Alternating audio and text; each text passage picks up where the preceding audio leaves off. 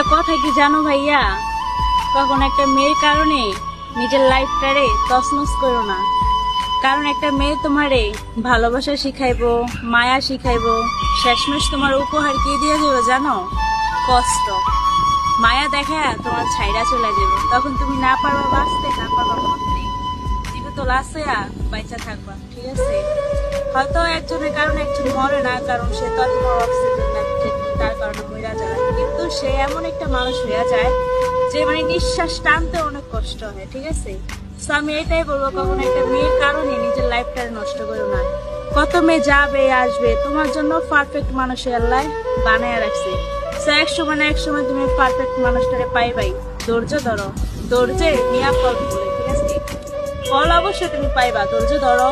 যদি তুমি ধৈর্য ধরো না, যে মেয়ের সাথে রিলেশন করো, হ্যান্ড করো, ট্যান করো, লাইফটাতে হেল্প করা কোনো লাভ